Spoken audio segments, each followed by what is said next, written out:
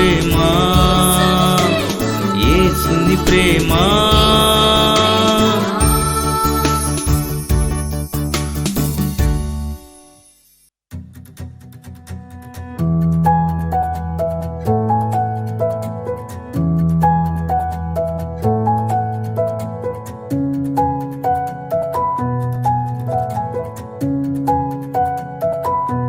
స్తుతి నైవేద్యం.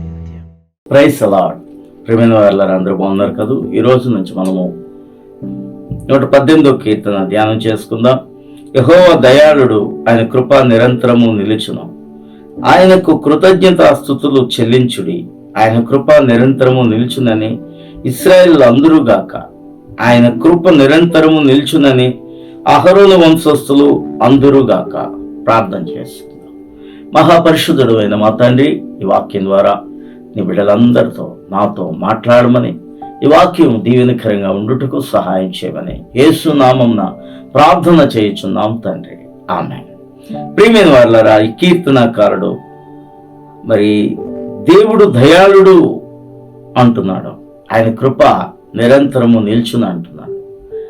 దేవునిలో దయ ఉంది, జాలి ఉంది, ప్రేమ ఉంది, కరుణ ఉంది, కృప ఉంది ఏంటి, ఆయనలో ఆదరణ ఉంది.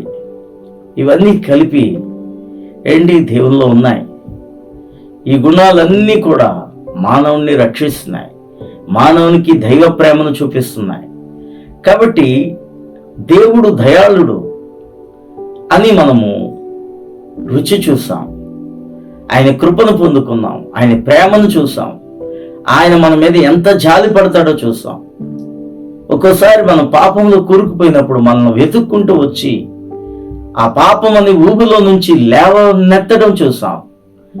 మరలా మనల్ని పరిశుద్ధపరచడం చూసాం. ఎన్నో దేవుల్లో చూసాం. కాబట్టి ఆయన దయాళుడు. హల్లెలూయా. ఎంత చక్కని మాట. ఆయనలో ఉన్న దయే ఈ రోజున నిన్ను సజీవుడిగా ఉంచింది. పాపివైన నిన్ను నన్ను, పాపులమైన నిన్ను నన్ను దేవుడు పరిశుద్ధపరిచే రక్తంతో కడిగి అనీతిమంతులమైన మనల్ని నీతిమంతులుగా దేవుడు తీర్చిదిద్దాడు. హల్లెలూయా. కాబట్టి ఆయన కృప నిరంతరము నిలిచేది. కొంతమంది అంటారు కృపాకాలము ఇది అని. అయితే ఆయన కృప నిరంతరము ఉన్నది, ఎప్పుడు ఉన్నది, ఎప్పుడు ఉంటుంది. కొంతకాలమే కృపాకాలం కాదు. ఆయన కృప నిరంతరము నిల్చునని 136 కీర్తనలు కూడా ప్రతి వచనానికి ఆ మాట ఉంటుంది. కాబట్టి ఎల్లప్పుడూ ఆయన కృప లేకపోతే ఈ ప్రాణకోటి బ్రతకలేదండి. ఈ ప్రాణికోటి అంతా నాశనం అయిపోతుంది. కాబట్టి ప్రియమైన వాళ్ళారా, కృప అనేది చాలా గొప్పది. మన జ్ఞానాన్ని బట్టి లేకపోతే మన యొక్క భక్తిని బట్టి వచ్చేది కాదు కృప. హేతువు లేకుండానే, కారణం లేకుండానే దేవుడు మనకి ఆ కృపను పంచిపెట్టాడు. కేవలం ఆ కృపను పంచిపెట్టడానికి కారణం ఆయన రూపంలో, ఆయన పోలికగా మనం చేసుకోవటమే. దేవునికి స్తోత్రం చెల్లిందాం.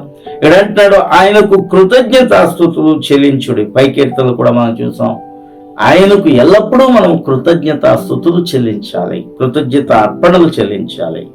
ఆయన కృప నిరంతరము నిల్చునని ఇశ్రాయేలు అందరూ గాక. నిజమే, ఇశ్రాయేలు అందరూ కూడా ఆయన కృప నిరంతరము నిల్చునని ప్రతి మాటను బట్టి వారు కృపను తలంచుకుంటారు, కృపను గూర్చి పాడుకుంటారు. కీర్తనాకారుడు అంటాడు 101వ కీర్తనలో, నేను కృపను గూర్చి న్యాయమును గూర్చి పాడేదని అంటాడు. కాబట్టి దేవుని కృపను గూర్చి అది నిరంతరము నిల్చునని ఇశ్రాయేలు చెప్పుకుంటారట. క్రైస్తవులమైన మనం కూడా చెప్పుకుంటున్నాం ఈ రోజున ఆయన కృపను బట్టే. హల్లెలూయా. ఆయన కృప నిరంతరము నిల్చునని అహరోను వంశస్థులు అందరూ గాక. అహరోను వంశస్థులు అంటే యాజకులు, సేవకులు. ఈ రోజున పాస్టర్లు కృపను గూర్చి ఎన్నో పాటలు రాశారు. పాస్టర్లు కృపను గూర్చి పాడకుండా ఉండలేరు. కారణం ఏంటంటే ఆ కృపే సేవకుడిని నడిపిస్తారు. ఏమీ లేని పరిస్థితుల్లో సేవకు వచ్చిన వారిని ఈ రోజు ఉన్నతమైన స్థితిలోనికి దేవుడు పెట్టడాన్ని బట్టి ఆయన కృపను కొనియాడని దైవజనులు, అహరోను వంశస్థులమైన మేము, దేవుని సేవకులమైన మేము ఆ కృపనే పంచిపెడతా ఉన్నాం వాక్యం ద్వారా. ఆ కృపను మేము పొందుకున్నాం కాబట్టి, ఆ కృపను మేము రుచి చూసాం కాబట్టి, ఆ కృపను గురించి మేము పాడకుండా ఉండలేము, ఆ కృపను గురించి మేము ప్రకటించకుండా ఉండలేము. కాబట్టి ప్రియమైన వాళ్ళారా, ఈ కృప అనేది మానవ జాతిని రక్షిస్తుంది. యేసులో ఉన్నది కృపే. హల్లెలూయా. తండ్రి అయిన దేవునిలో ప్రేమ ఉంటే కుమారుడైన యేసులో కృప ఉంది, పరిశుద్ధాత్మ దేవునిలో ఆదరణ ఉంది. కాబట్టి ఈ కృపే మన దగ్గరకు వచ్చింది యేసు ద్వారా. ఆ యేసయ్య వాక్యము సువార్త ద్వారా కృప వెదజల్లబడుతుంది ప్రజలందరి మీద. కాబట్టి ఇంకా నీకు కృప దొరకపోతే ఈ రోజున ఆ కృపని నీ హృదయంలో చేర్చుకో. కృపను పొందుకుని అన్ని విధాల సంపూర్ణమైన దీవెనలు నీవు పొందుకో, శాంతిని పొందుకో, నెమ్మదిని పొందుకో.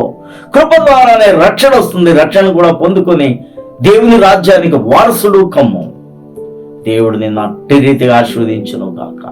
ప్రార్థన చేసుకుందాం. మహాపరిశుద్ధుడైన మా తండ్రి, ఈ వాక్యాన్ని బట్టి నీ నామాన్ని మహింపరుస్తున్నాం ప్రభా. నీ కృపలో మేము అందరం వర్ధిల్లుటకు, నీ కృపను గురించి నిరంతరము పాడుకున్నట్టుకు సహాయము చేయమని యేసు నామమున ప్రార్థన చేయుచున్నాం తండ్రి. ఆమేన్.